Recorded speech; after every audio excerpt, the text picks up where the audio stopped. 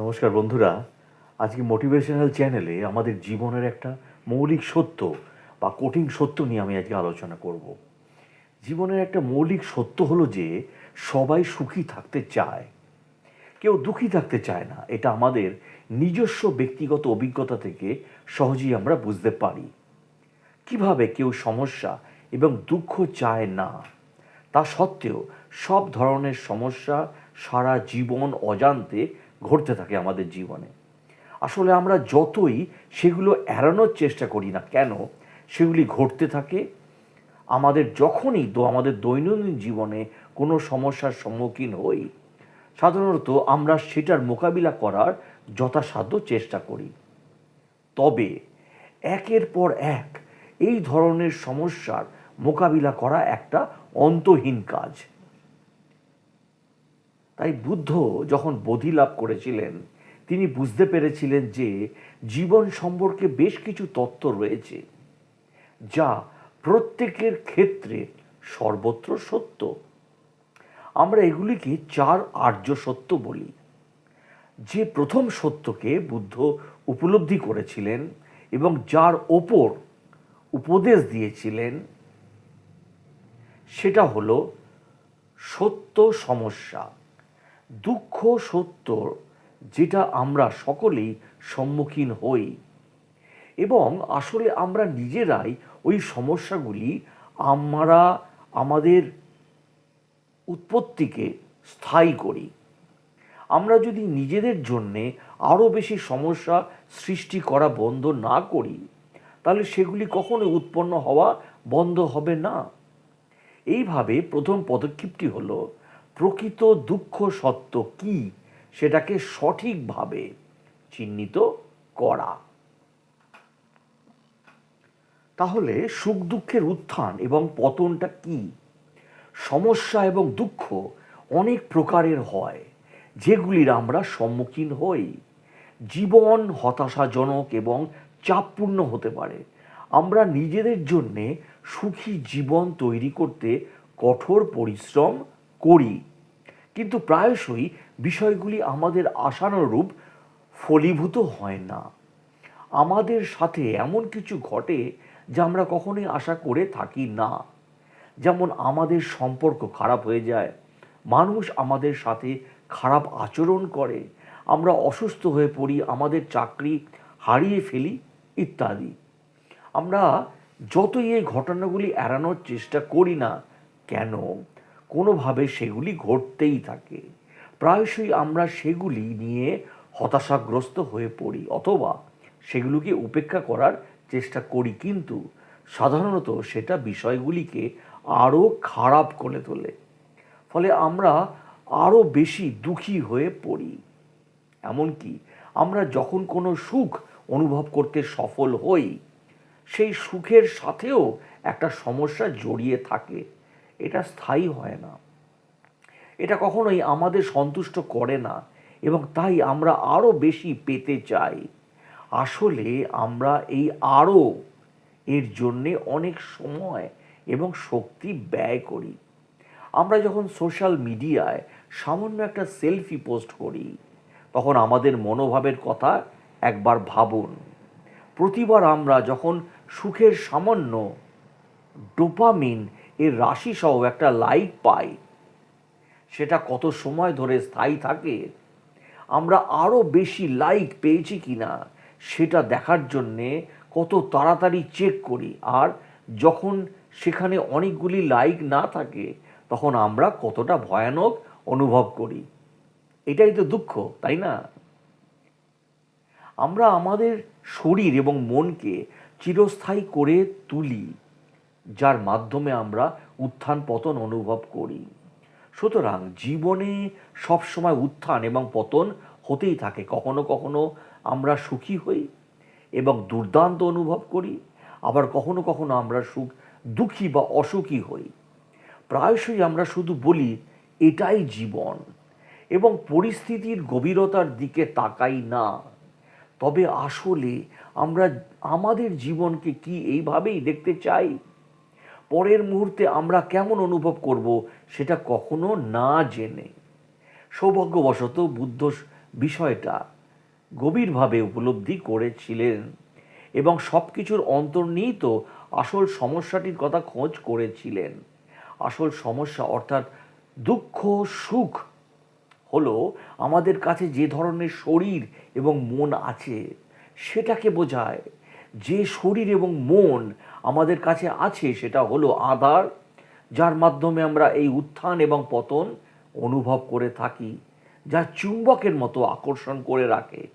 আমরা যদি আরও গভীরভাবে তাকাই আমরা বুঝতে পারবো যে আসল সমস্যাটি হলো এই ধরনের শরীর এবং মন থাকার কারণে আমরা এই উত্থান এবং পতনগুলি বেশি করে সৃষ্টি করি এবং সেগুলিকে চিরস্থায়ী করে রাখি। আর আমরা সেটা করি শুধু এই মুহূর্ত বা আগামী সপ্তাহের জন্যে নয়, বরং আমাদের মৃত্যু না হওয়া পর্যন্ত। শুধু তাই নয়, আমরা আমাদের নিজেদের সমস্যাগুলিকে কেবল এই জন্মে চিরস্থায়ী করি না, বরং পরের জন্ম ভবিষ্যতের জীবনের ক্ষেত্রেও এটাকে চিরস্থায়ী করে তুলি। আমরা যদি এখন পুনর্জন্মের অস্তিত্বকে বুঝতে না পারি এবং স্বীকার না করি তাহলে আমরা দেখব বা দেখতে পাবো আমরা ভবিষ্যৎ প্রজন্মের জন্যে কীভাবে এই সমস্যাগুলিকে চিরস্থায়ী করে তুলে রাখি। বর্তমান জলবায়ু সংকটের মাধ্যমে এটা স্পষ্ট যে আমাদের ক্রিয়াকলাপ কিভাবে সমস্যাগুলিকে চিরস্থায়ী করে এবং এই গ্রহে আমাদের অস্তিত্বের বাইরেও চিরস্থায়ী হয়ে থাকে। তাহলে আমাদের শরীর এবং মনের প্রকৃত সমস্যাটা কি? সমস্যাটা হলো তারা সীমিত। আমাদের শরীর সীমিত কারণ এটা অসুস্থ হয় এবং বৃদ্ধ হওয়ার সাথে সাথে এর অধঃপতন হয়। যেরকম দুধের বোতলের মতো এর মেয়াদ শেষ হয়, কিন্তু দুধের চেয়েও এর খারাপ দিকটা হলো এর মেয়াদ শেষ হওয়ার কোনো স্পষ্ট তারিখ নির্ধারিত থাকে না। আমাদের শরীরের মেয়াদ শেষ হওয়ার তারিখ সম্পর্কে আমাদের কোনো ধারণা নেই। যখন শরীরটা স্থায়ী থাকে আপনারা ভাবুন যে এর যত্ন নেওয়ার জন্যে আমাদের কতটা সময় ব্যয় করা প্রয়োজন। এটাকে আমাদের পরিষ্কার করতে হয়, পোশাক পরাতে হয়, আহার প্রদান করতে হয়, ব্যায়াম করাতে হয়, বিশ্রাম নিতে হয়, ঘুম পাড়াতে হয়, আর আহত বা অসুস্থ হলে এই মূল্যবান শরীরের আমাদের যত্ন নিতে হয়। এটাকে নিয়ে কত তামাশাই না করতে হয়।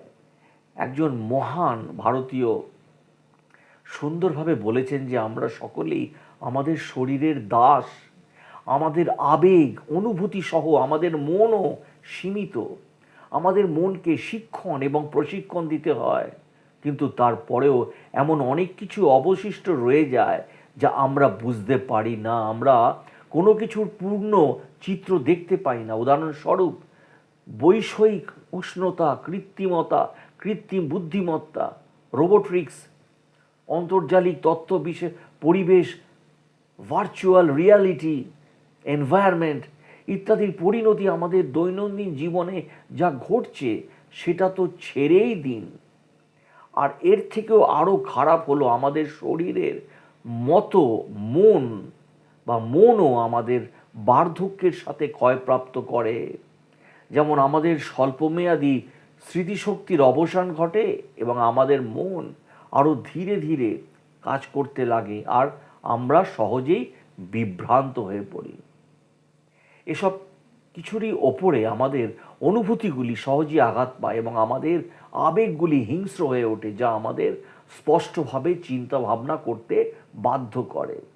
তবে এসব নিয়ে আসল সমস্যা যেটা হয় সেটা হলো আমাদের সীমিত শরীর, মন, আবেগ এবং অনুভূতিগুলি নিজেদেরকে চিরস্থায়ী করে রাখে, সেগুলি শুধু নিজেদের আঁকড়ে ধরে রাখে।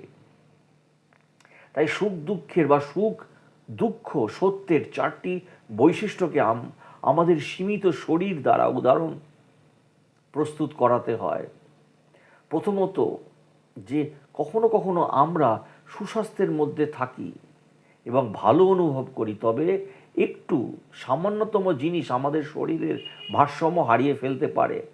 এর ফলে আমরা অসুস্থ হয়ে পড়ি এবং ভয়াবহ অনুভব করি। শুধু একটু দেখুন আমাদের শরীরটা কত ভঙ্গুর। একটা সামান্য জিনিস এটাকে আঘাত করতে পারে এবং ব্যথা দিতে পারে। এই সব কিছুর অন্তর্নিহিত বিষয়টি হলো যে প্রতিটি মুহূর্ত এটা আমাদের মৃত্যুর কাছাকাছি নিয়ে যায়। আমরা কল্পনা করি আমরা আমাদের শরীরকে চিরকালের জন্যে সুস্থ এবং শক্তিশালী রাখতে পারি। ফলে আমরা যখন বৃদ্ধ অবস্থায় পৌঁছে যাই, আমরা ভাবি যে আমরা কখনো এইরকমভাবে খাওয়া দাওয়া করতে পারবো এবং কাজকর্ম করতে পারবো যা আমরা যুবাবস্থায় করে থাকি। কিন্তু বাস্তবে আমরা নিজেদেরকে বোকা বানাই। তরুণ হয়ে থাকার জন্যে আমাদের অন্তহীন প্রচেষ্টা আমাদের জন্যে উদ্বেগ এবং চাপ, স্ট্রেস বাড়িয়ে দেয়। এছাড়া আমাদের শরীর স্বয়ংক্রিয় বা স্বয়ংই সমস্যায় পরিপূর্ণ। আমরা হয়তো ভাবতে পারি যে আমরা যদি সুগন্ধি এবং সাজসজ্জা ব্যবহার করে থাকি অথবা আরও বেশি পেশি বৃদ্ধি করি, আমাদের শরীরকে আকর্ষণীয় বানাই, তাহলে আমরা আরও সুখী হব। কিন্তু আমরা নিজেদেরকে যতই সুন্দর দেখানোর চেষ্টা করি না কেন, আমাদের মধ্যে চিন্তা থেকেই যায় যে আমরা যথেষ্ট সুন্দর দেখাই না, অথবা আমরা আমাদের সুন্দর চেহারা হারিয়ে ফেলতে চলেছি। আমরা যতই সাজসজ্জা ব্যবহার করি না কেন, পেশি তৈরি করি না কেন, অথবা আমরা যতই স্বাস্থ্যকর আহার অনুসরণ করি না কেন, সুস্থ তো আমাদের থাকতেই হবে। কিন্তু আমাদের শরীরের সমস্যাটি হলো এত কিছু করা সত্ত্বেও আমরা অসুস্থ হয়ে পড়ি, আমরা বৃদ্ধ হয়ে যাই এবং দুর্ঘটনা ঘটাতে পারি এবং আঘাত পেতে পারি। আমরা যদি আমাদের শরীরকে পরিষ্কার না করি তাহলে এতে দুর্গন্ধ হয়।